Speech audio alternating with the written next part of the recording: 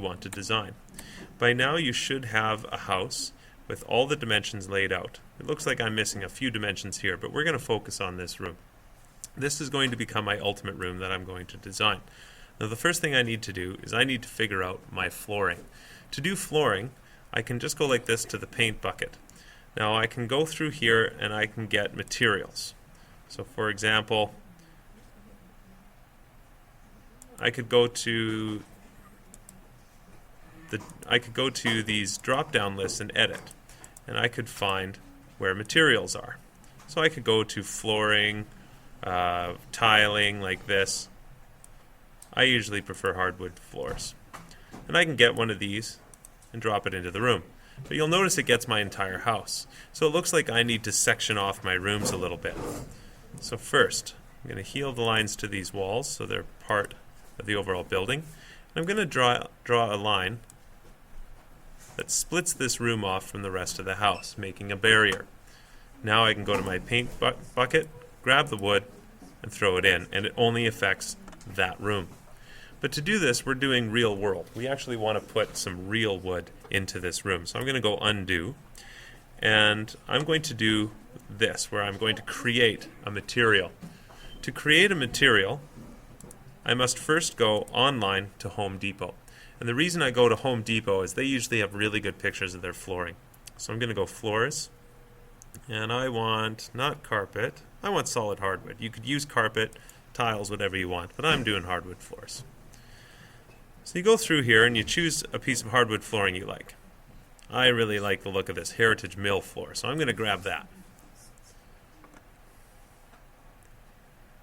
Now I'm going to come back to this page multiple times. First I need to take this picture. So let's see, I'm going to go save image as. Now it's called Heritage Mill, so maybe I'll save it as that.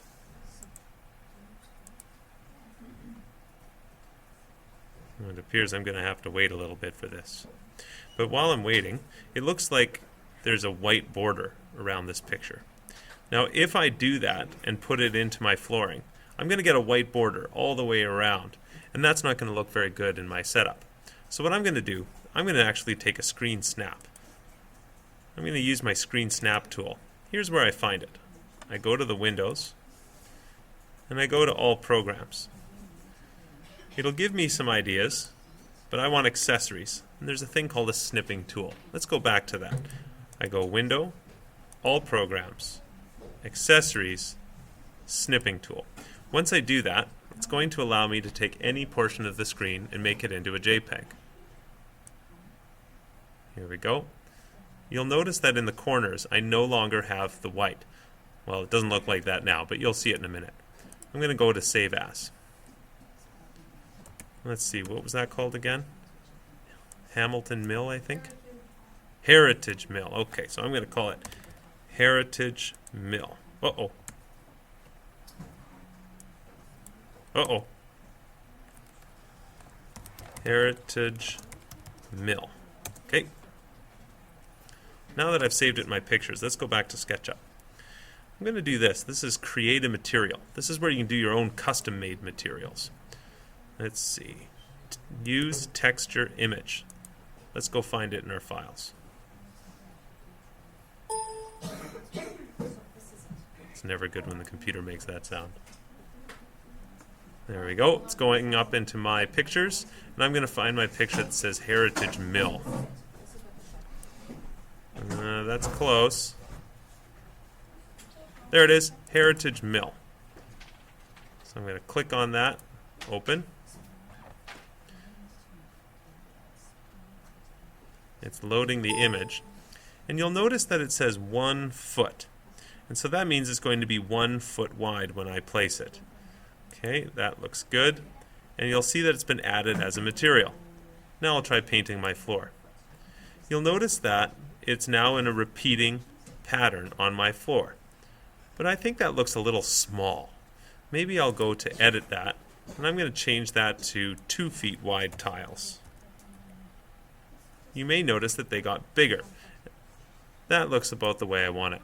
Now I have my hardwood floor in the room that I want to design. Now this is great, it looks wonderful, but this is math class, and the main focus is math class. So let's go start doing the math. I'm going to head to my spreadsheet where I have my room design budget. If you want to find this, you can easily go into Shared Drive, go to WBS, Teachers, Students, Mr. E,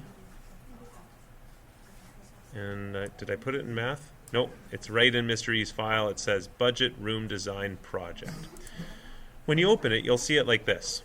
So first we've got my name. Well, that's Mr. Ewert.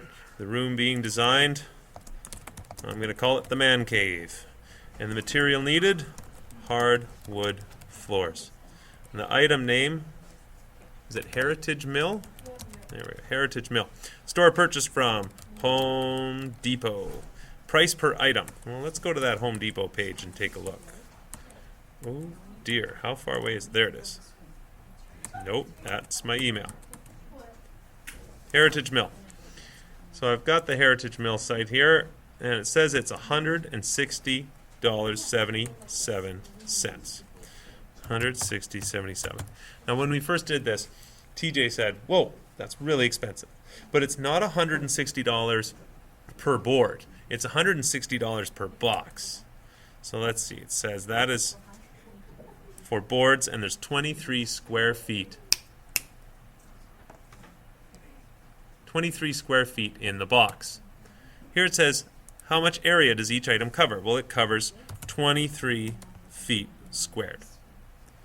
Cost per square foot. Well, figuring out cost per square foot can be just a bit tricky at times. But I'm going to show you a trick for how you can figure these things out.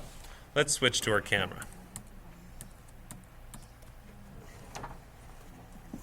If I'm figuring out what the square footage of something is, well, imagine that I went to a garage sale and I bought a box of books for $10.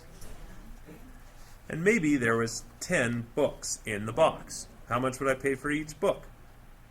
How much would I pay, guys? $1. I'd pay $1 each, because $10 divided by 10 equals $1 per book. So all I did is I took how much it was divided by how many there were. So if I'm looking at something that's $160.77, and it covers 23 feet, I take that divided by 23 to get my answer. Oh. Yep. Aiden, head to the office, please. So let's do that on the calculator really quick. We've got 160.77 divided by 23. It looks like it's $6.99 per square foot. So let's go add that in. Cost per square foot. I take how much each item costs, how many feet it covers, and that equaled 6.99, or $6.99. Total area to cover. Well, I don't know offhand. Let's go take a look. When I looked in my model, I had labeled it as 12 feet long and 11 feet wide. Well, if I go 11 times 12, I get 132. So the total area to cover is 132 feet squared. Minimum cost. Well, this is where I said to the students, if I go buy a bunch of boxes of wood for the floor and I have half a box left over, can I go back to the hardware store and say, excuse me, I don't need this half box of wood, I'd like my money back? They're going to say, no, you can only return a whole box at a time. With that being said, let's find a minimum cost. Let's say that I only have to pay $6.99 per square foot, and I have 132 feet to cover. So I need this much per square foot times this many feet. Well, let's put that in. Looks like I've got 132 feet times 6.99. 922.68. So 922.68. So in a perfect world, if I could use every piece of wood that I need and then return the ones I don't need, it would cost me that much. But you know what? They won't accept half a box. We have to figure out how many boxes do I need. Well, if we go back here, we see that each box covers 23 feet. And we know I've got 132 feet. Well, I've got 132 feet divided by 23. How many boxes do I need? It says I need 5.7 because I have 132 feet divided by 23 feet. That's how much each box covers. It says I need 5.73913 boxes. Well, if I go into Home Depot and I say, hi, can I get 5.73913304348 boxes of Heritage Mill flooring? They're going to say, no, you have to buy 6 boxes. So that's what I'm going to write. Number of items I actually have to purchase, 6. So what's my actual cost? It's 6 times the price per item. So if I put that in, the price per item was 160.77 times 6 boxes, because that's what it takes. My actual price is $964.62. It'd be nice to only pay this, but it looks like I'm going to have to pay that. So that's the cost of my hardwood floors. Here's the fun one now. Now I'm going to fill my room with lots of cool stuff, but I have to figure out where I can get it from. So let's go back. Now, when I did this before and I said, what's something really cool I can put in my room? If I recall, I think someone said Pac-Man. I think it was Riley. So I said, okay, let's go take a look. 3D Warehouse. Get models.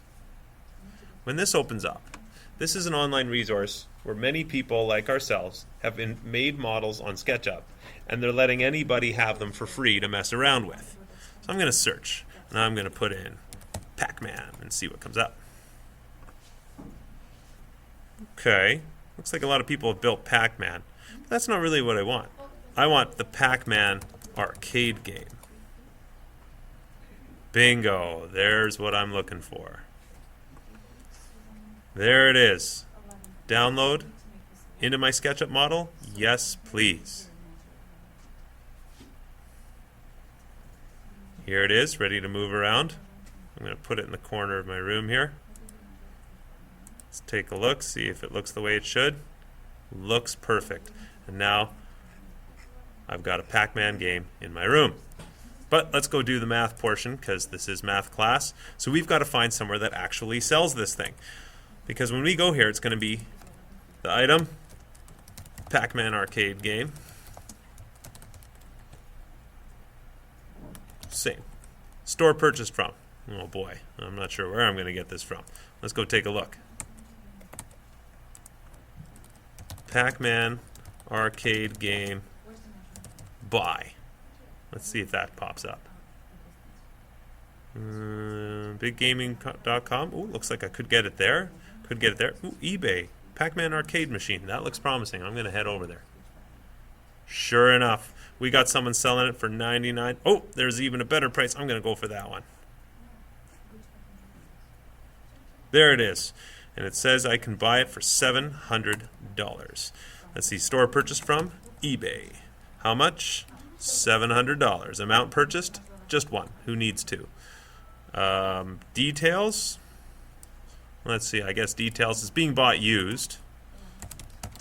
Bought used classic arcade game. Total cost? $700. We're going to pretend that we live in a perfect tax-free world where people only pay what they want to pay. Do this for each item in your house or in your room. You can build the ultimate room. If you want to put in a couch, find a couch. Go to Walmart.com. Go to Amazon.com.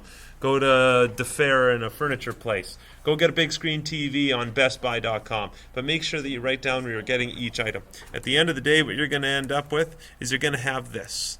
You're going to have a nice budget where you'll have your building budget, your cool stuff budget, and your totals. This is the stuff that you compile all together so you know how much you need to build this ultimate room. Then you can go down to the bank and beg them to lend you. Call your rich uncle, beg him to lend you. Promise you can play Pac-Man when you get to your house. Or if you're asking pretty please from your wife, you can show her your virtual Barbies, just like I did with my basement, and she'll go, that looks excellent. Go buy the stuff that you want. And that's how you do the rest of this project.